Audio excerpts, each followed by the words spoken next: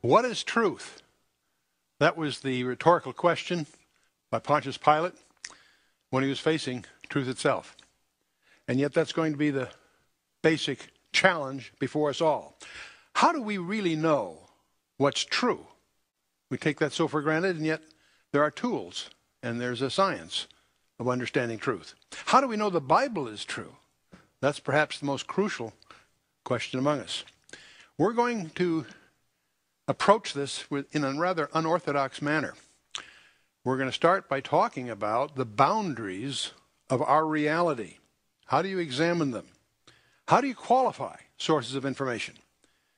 And how do you test hypotheses to find out whether they're true or not? There are standard tools that we need to be aware of to do these things. Well, our challenges before us, of course, first of all, deal with our skeptical environment that we find ourselves in. We have attacks on every side for the very existence of truth.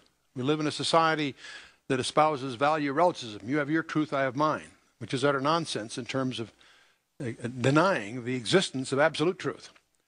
And this, of course, is accompanied with attacks on the Bible itself, the fountain of truth for mankind, the very basis of our heritage. And, of course, attacks on the Lord himself. Now, this is all in a background of cosmic warfare. We understand from the Scripture that we are faced with spiritual adversaries that deal with the principal weapons of deceit and doubt. That was Satan's first move in the Garden of Eden, to ask the question, yea, hath God said? Raising doubts that God really said what he said. And that strategy echoes throughout the centuries and is very, very extant in our civilization today.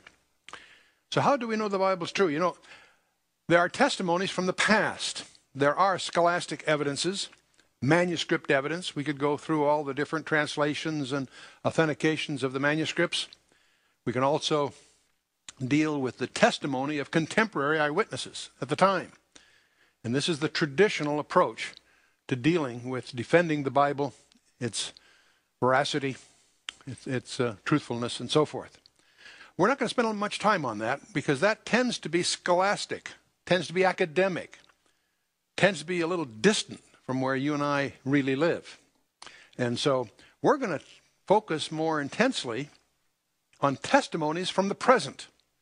We're going to explore the very boundaries of what we think of as reality itself before we go any further.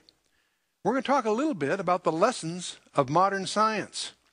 It's really quite astonishing to realize how the discoveries of modern science of just the last century or so have totally altered our understanding of the reality that we live in. We're going to talk, strangely enough, about messages from outside the boundaries of our reality. Messages that actually have their origin that are extraterrestrial, outside the space-time you and I inhabit. And we'll talk also about some hidden discoveries in the biblical text itself that may surprise you. It's this last area that we're going to focus on most intensely. But we're doing all this in the advent of a very popular book, The Da Vinci Code by Dan Brown. Very readable novel, very cleverly crafted. And yet, although it masquerades as a novel, it confronts the reader with a fact sheet up front with 3 paragraphs claiming that these things in the paragraphs are true and accurate when they're not. They're deliberate deceptions and not accidental misunderstandings, a deliberate attempt to deceive and confuse and disrupt the faithful. That book, of course, has given rise to a whole cottage industry of rebuttals, books that attack the various premises and misinformation that pervades Dan Brown's colorful but blasphemous novel. And Dan Brown, The Da Vinci Code, heralded by the press as a compelling blend of history and page-turning suspense, a masterpiece that should be mandatory reading, says the Library Journal. An exhaustively researched page-turner by Publishers Weekly. Astonishing, because it's full of misinformation and twists of history. And to make matters even worse, is the subject of a major blockbuster movie by Ron Howard by the same name. So it is very much launching a tsunami of sorts across our culture, raising questions, certainly feeding the skeptical and confusing the marginally faithful, and should be challenging those of us that take the Bible seriously to really understand its origins and its foundation. While all this is going on, the National Geographic wants to get into the exploitation here. In their May issue of 2006, they have a feature article on the Judas Gospel, and obviously exploiting, as the best they can, the groundswell from the Da Vinci movie, which is being released that same month.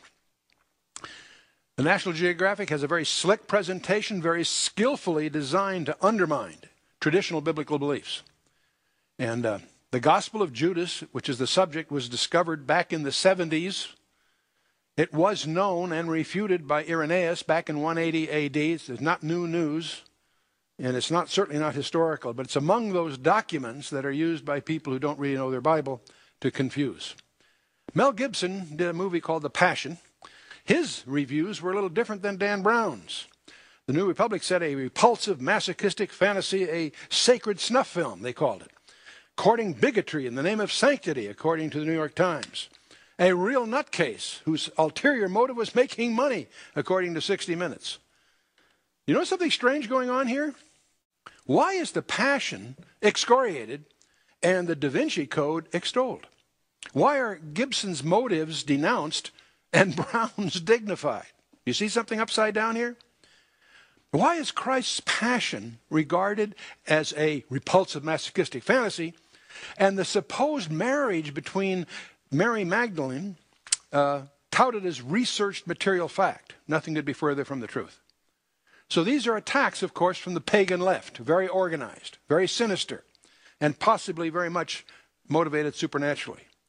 Dan Brown's Da Vinci Code, of course, is one of these things. The National Geographic, following right on its tail, is another we're witnessing.